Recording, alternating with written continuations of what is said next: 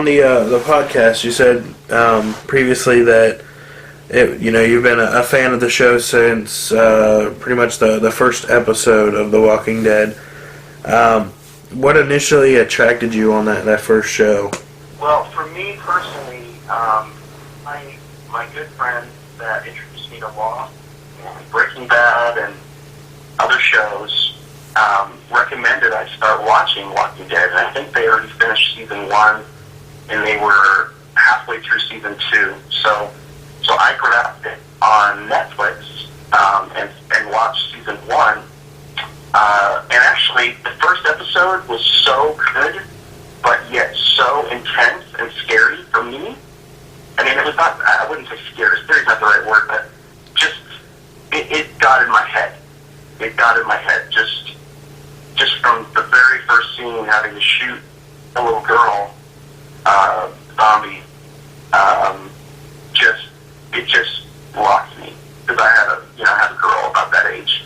And from that point on, and just the storyline hooked me, and I had to watch it, and I watched it. I think it took me about a month to finally watch the second episode, and then from that point on, I just was hooked.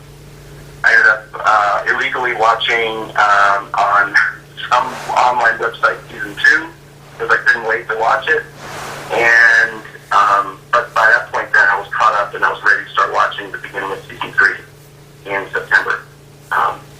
So that's kind of how it went for me. It's a very easily to get addicted to show, and it usually leads to many binge watching sessions. Oh yeah, definitely. And I think the further I am away from the first 2 at the season, I kind of need to, maybe next summer, I need to watch it all again. Because it's different when you watch it all together really fast. It gives you a different perspective on the show than if you watch it over 4 years, or 3 years' time. Yeah.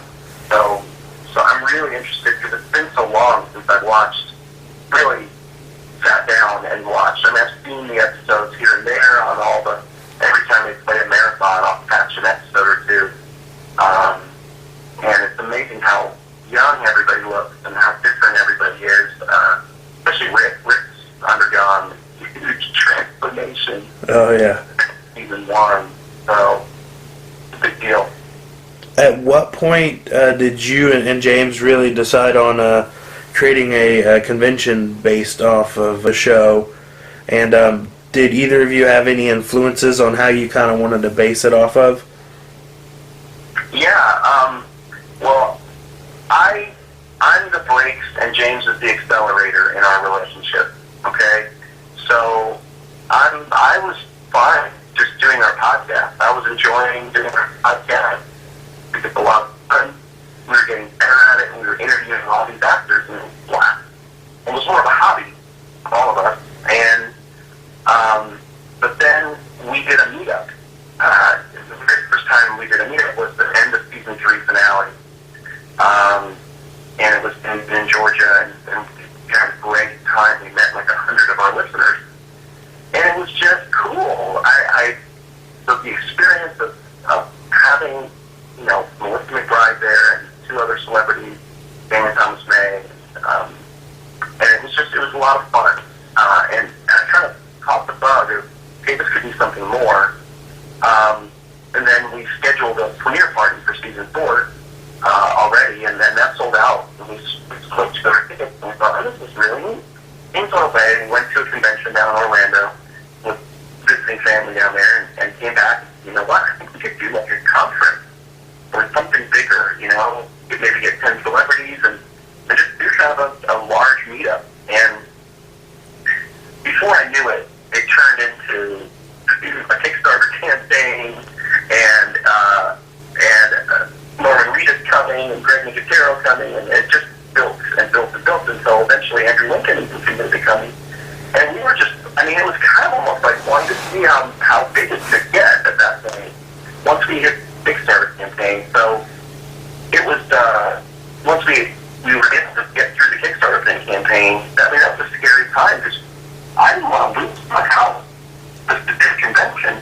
And there were times when we thought, man, we're not going to bring convention, or what are we thinking? But, James just kept saying, wait 2 weeks, I think we can get so-and-so and so-and-so. And it turned out we were able to, we invited everybody that we could, and people were up for it.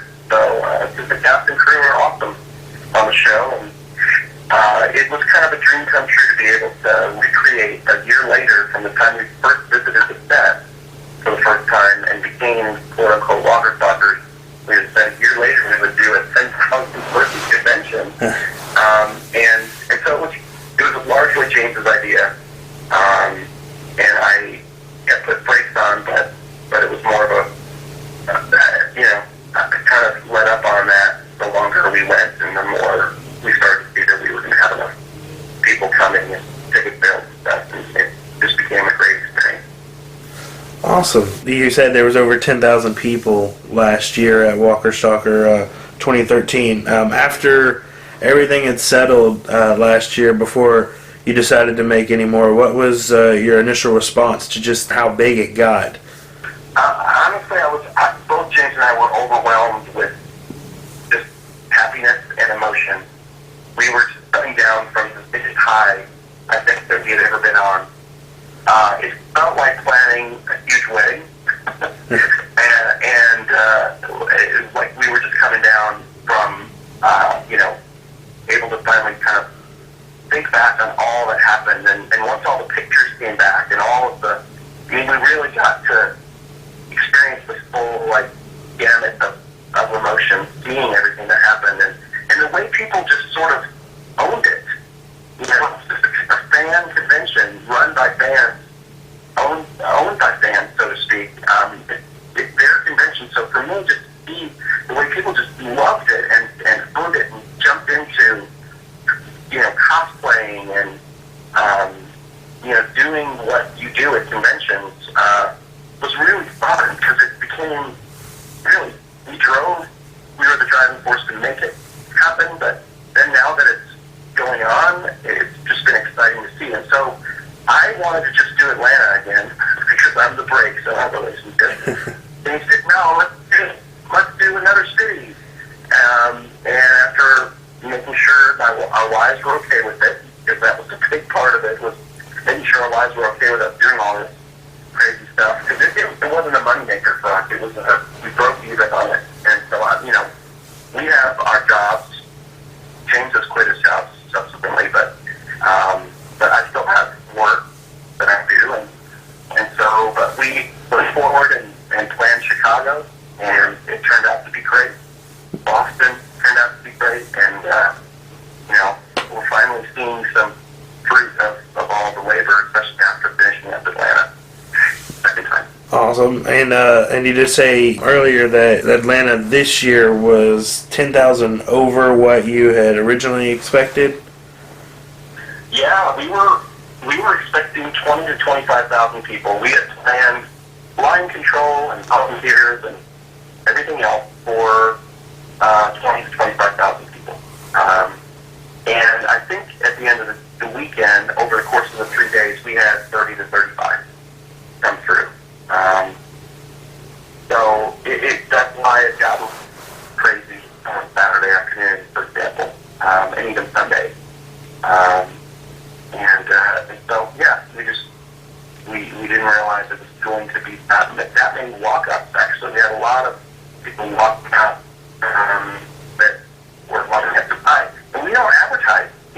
Other than Facebook posts and Twitter, and then a few partnerships with some radio stations that are trade relationships more than, we're not paying for advertising, so it was pretty mind-blowing, just the word of mouth of how many people actually showed up.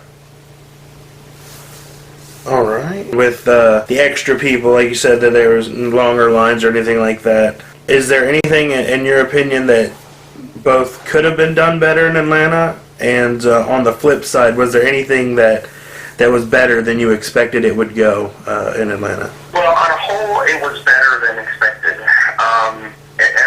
Everything, we had more space, we had 4 floors, we had a great space for all of the actors to do autograph signings.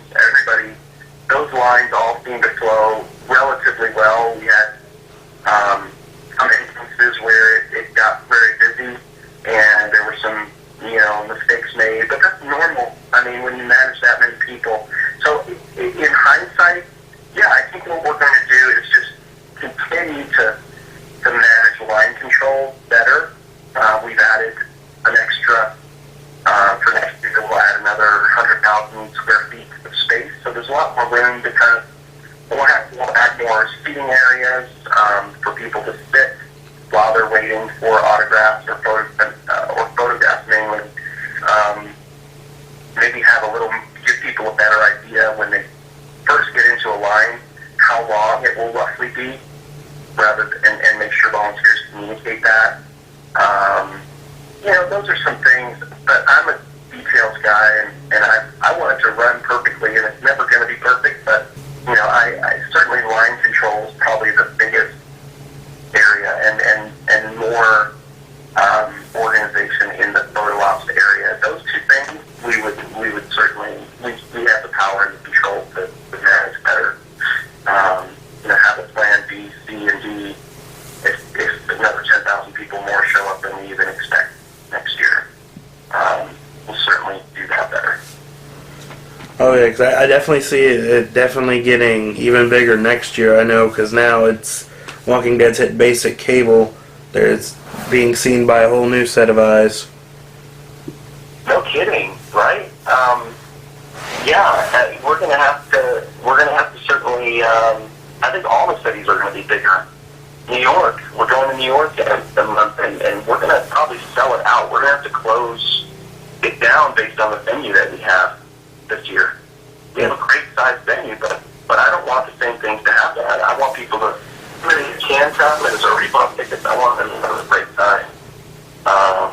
So that's the main goal, is that the most happy fans we can make. And sometimes you have to limit seating or make sure that we're not in a position where we can't handle the crowds. So, but there's delicate balance we always have to do. All right, and speaking of New York, 'cause I know that one, like you said, it's coming up within a month. I believe you're at like 20, I think it's 20 or 30 guests so far? That's right, about 33, I think. Are you going to try to get any more to kind of rival the Atlanta level of guests? No, I don't think so. All of these two-day conventions will probably keep it at 25 to